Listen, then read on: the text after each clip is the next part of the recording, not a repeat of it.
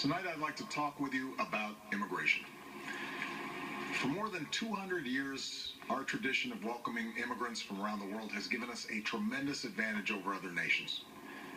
It's kept us youthful, dynamic, and entrepreneurial. It has shaped our character as a people with limitless possibilities. People not trapped by our past, but able to remake ourselves as we choose. But today, our immigration system is broken, and everybody knows it. Families who enter our country the right way and play by the rules watch others flout the rules. Business owners who offer their workers good wages and benefits see the competition exploit undocumented immigrants by paying them far less. All of us take offense to anyone who reaps the rewards of living in America without taking on the responsibilities of living in America. And undocumented immigrants who desperately want to embrace those responsibilities see little option but to remain in the shadows or risk their families being torn apart. It's been this way for decades. And for decades, we haven't done much about it. When I took office, I committed to fixing this broken immigration system. And I began by doing what I could to secure our borders. Today, we have more agents and technology deployed to secure our southern border than at any time in our history. And over the past 6 years, illegal border crossings have been cut by more than half. Although this summer there was a brief spike in unaccompanied children being apprehended at our border, the number of such children is now actually lower than it's been in nearly 2 years.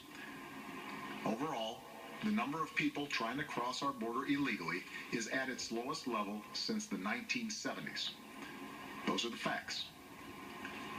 Meanwhile, I worked with Congress on a comprehensive fix. And last year, 68 Democrats, Republicans, and Independents came together to pass a bipartisan bill in the Senate. It wasn't perfect. It was a compromise. But it reflected common sense.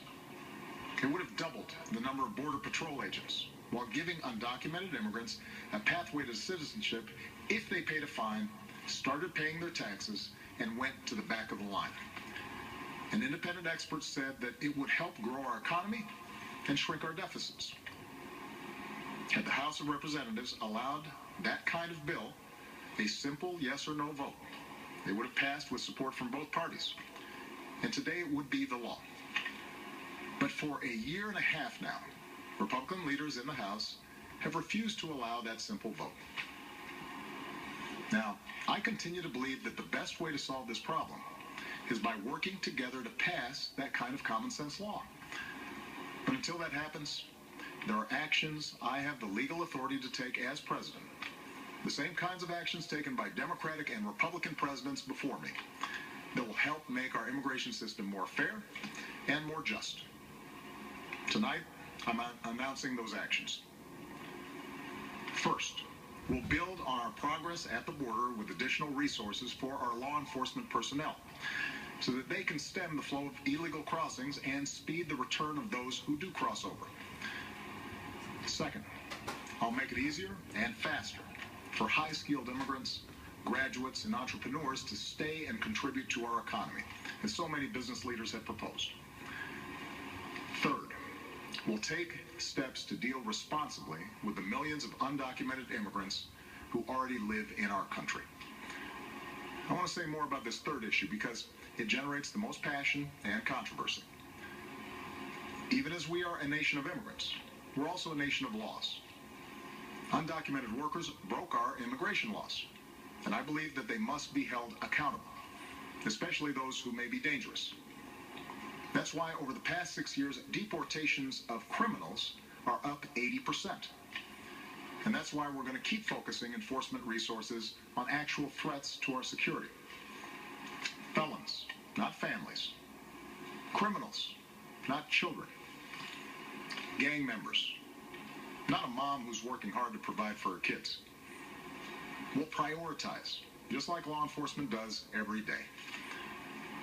But even as we focus on deporting criminals, the fact is millions of immigrants in every state, of every race and nationality, still live here illegally. And let's be honest, tracking down, rounding up, and deporting millions of people isn't realistic. Anyone who suggests otherwise isn't being straight with you. It's also not who we are as Americans.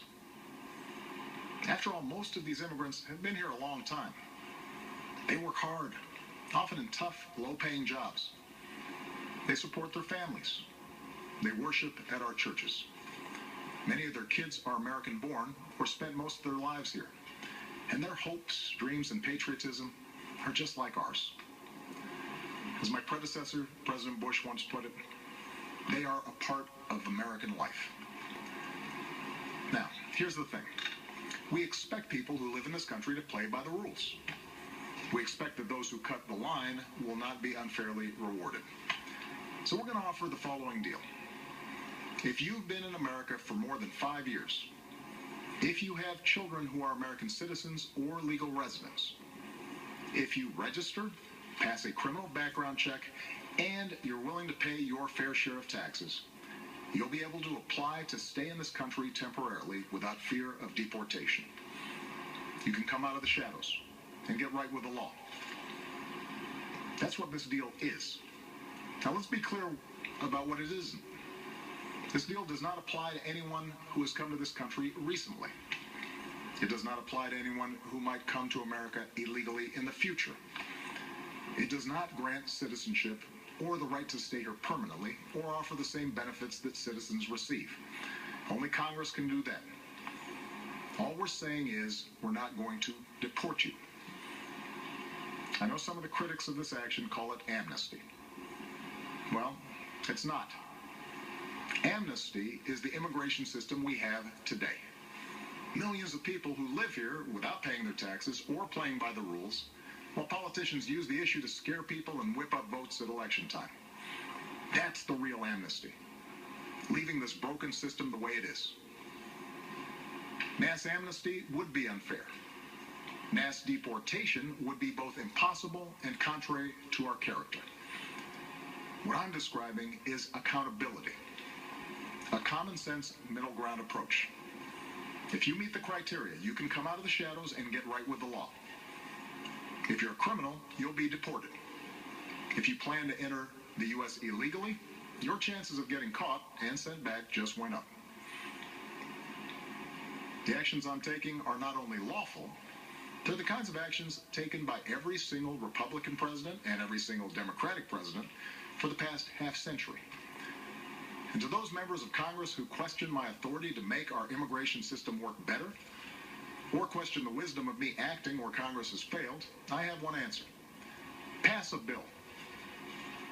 I want to work with both parties to pass a more permanent legislative solution. And the day I sign that bill into law, the actions I take will no longer be necessary. Meanwhile, don't let a disagreement over a single issue be a deal breaker on every issue. That's not how our democracy works.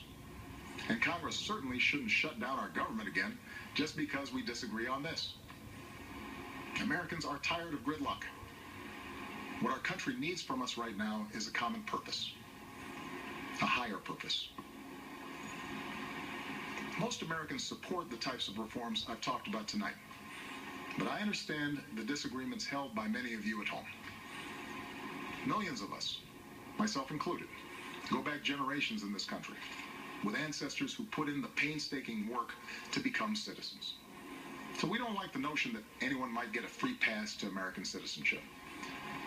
I know some worry immigration will change the very fabric of who we are, or take our jobs, or stick it to middle-class families at a time when they already feel like they've gotten the raw deal for over a decade. I hear those concerns. But that's not what these steps would do. Our history and the facts show that immigrants are a net plus for our economy and our society. And I believe it's important that all of us have this debate without impugning each other's character. Because for all the back and forth of Washington, we have to remember that this debate is about something bigger. It's about who we are as a country and who we want to be for future generations. Are we a nation that tolerates the hypocrisy of a system where workers who pick our fruit and make our beds never have a chance to get right with the law? Or are we a nation that gives them a chance to make amends, take responsibility, and give their kids a better future? Are we a nation that accepts the cruelty of ripping children from their parents' arms? Or are we a nation that values families and works together to keep them together? Are we a nation that educates the world's best and brightest in our universities only to send them home to create businesses in countries that compete against us? Or are we a nation that encourages them to stay and create jobs here